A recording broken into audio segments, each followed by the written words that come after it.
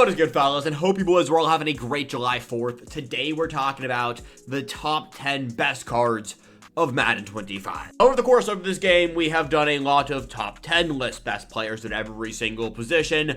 Today we're talking about the 10 best cards in Madden 25. Probably one of the hardest top 10 lists I've ever made. They're not going to be in any set specific order. I almost want to guarantee that you and me are not going to agree on every single one of these cards. We've had so many promos, so many top tier players. This was the hardest top 10 of the year. Before we hop into it, I do have a few quick small things we do need to go over. First things first, you guys are watching this while I am currently away on vacation. I left on the 28th. I'll get back on the 6th, which I guess from the time you guys are watching this video will be in 2 days. Again, happy July 4th. Hope you guys are all having a great day. Make sure you're staying safe. That said, subscribe if you are new, drop a like on this video if you have not already, and let's talk about the top 10 best cards in Madden 25. Like I said in the beginning of the video, there is no set order on these, but at number 1, I have Andrew Luck, the captain, the first limited time card that I picked up all year. I don't ever buy the top tier, most expensive players right when they drop. It just seems like a waste of coins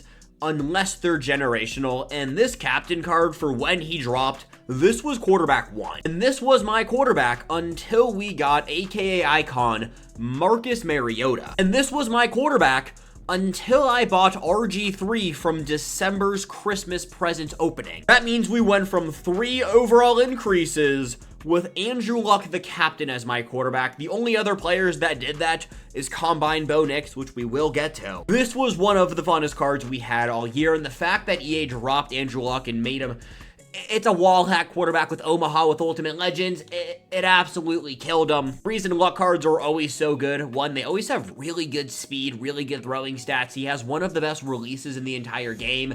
And if I remember correctly, this was a while ago, he was one of the only quarterbacks to actually get Gunslinger. And at that time, Gunslinger was elite. You're going to notice we don't have Master Attack. We don't have all of the hot routes. And so Gunslinger for this time when we were at 91 overall quarterbacks was the ability of choice, and he had it for 4 AP.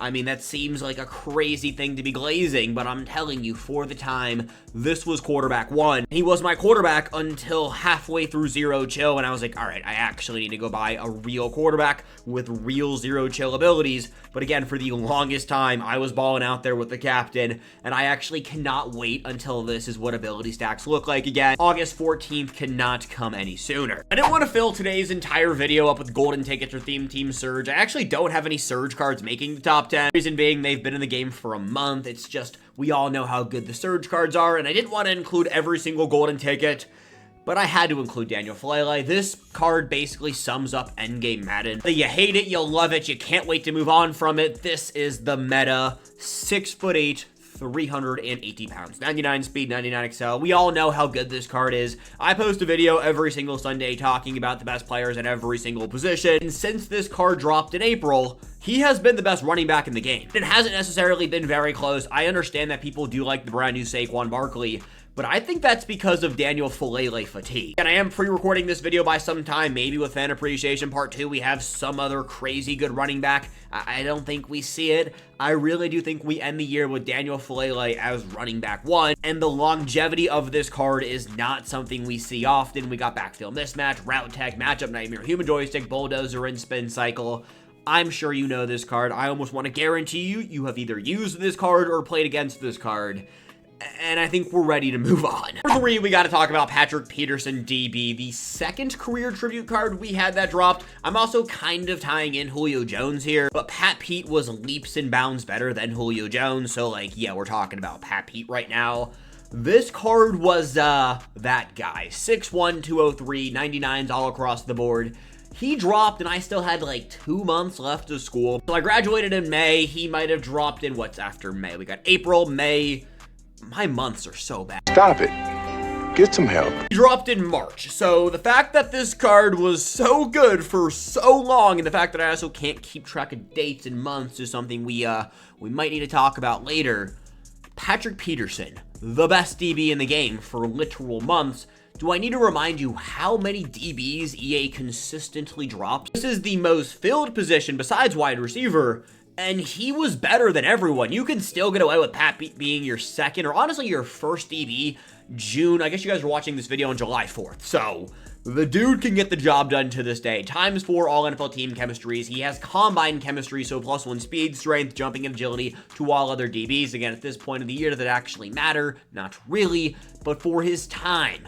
I mean, yeah, return man. He's the only player to this day, as of this very moment. Maybe we see something. I don't really think we do, with return man baked on. No other player has this. I know Kevontae Turpin from Team of the Year has it as a discounted ability, but no one else has it baked on. I do think that's a little bit weird, but still, Patrick Peterson, he is that guy. One of the best cards we've seen all year. Number 4, number 5, I don't really know number we're on. It actually doesn't matter. I'm going to go with defensive tackle Tavandre Sweat from the Zero Chill promo. I need you to think back to December. What was speed looking like? We just got CeeDee Lamb. He was the first card to have 95 speed. 95 speed was peak speed.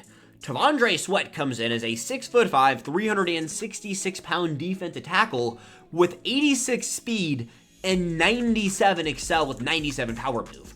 This was unheard of for the time. And so because of the size with the speed, he was a monster.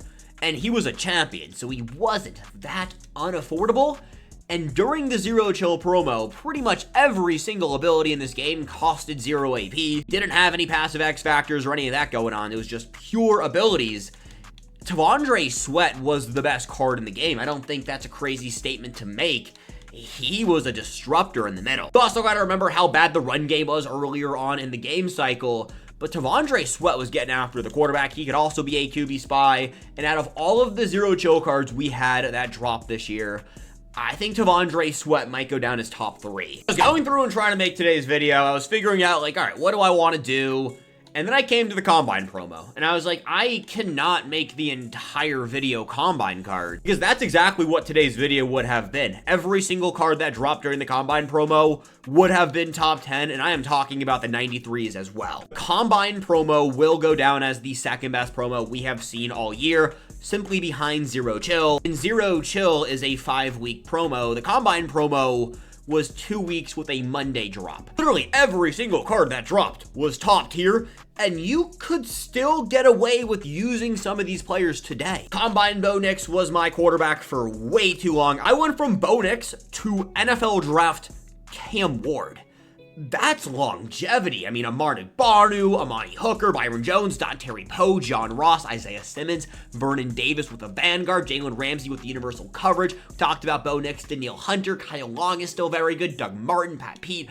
The list goes on, and we haven't talked about the limited time. Micah Parsons was the best middle linebacker. Christian Watson was absolutely nuts. Cordell Patterson had angry runs. Jamal Charles, I mean, that's the one, but still, every single card from the Combine promo is S tier. And the only reason this is not the best promo of the year is because Zero Chill exists, and EA did not drop a bad card for 5 straight weeks. That month was special, but the Combine promo, every single one of these cards will go down as like, damn. Like in 10 years when people are talking about Madden 25 during Madden 35, they're going to be posting 96 overall Bo Nix, and everyone is going to start glazing the card. Because I'm telling you, that is just how crazy good this time of the year was with the Combine cards. Very similar to Tavandre Sweat, where every time he gets a card, it's objectively going to be pretty good.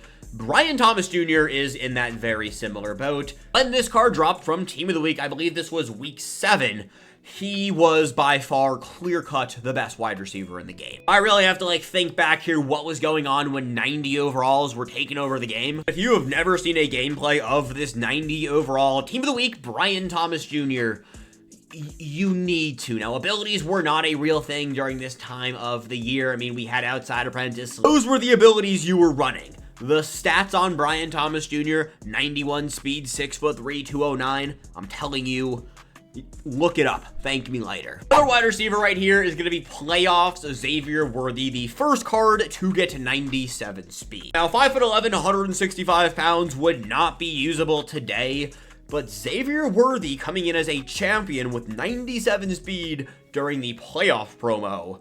This is going to be the new Tyreek Hill. A new Tyreek Hill going forward.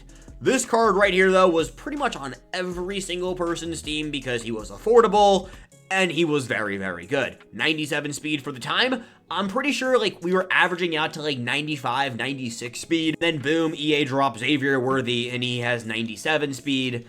This card right here was so good. The last few years, the Super Bowl promo has been consistently becoming one of the better promos we get, and so I had to show it some love, and I'm going to go with, in my opinion, the best card from the Super Bowl promo, 95 overall cornerback Deion Sanders. This was the first card to get an ability called Universal Coverage, an ability that we all know and love by fully maxing out this card right here, 3 AP Universal Coverage. For its time, fellas, let me tell you, you would not play a game where Deion Sanders was not on the field. If you did play a game where Deion wasn't on the field, it was a free win. By far the best DB in the game, simply because he was the only person who had Universal Coverage. His stats were also very, very good. He had like 98 speed on my Commander's theme team, 96 man, 94 zone.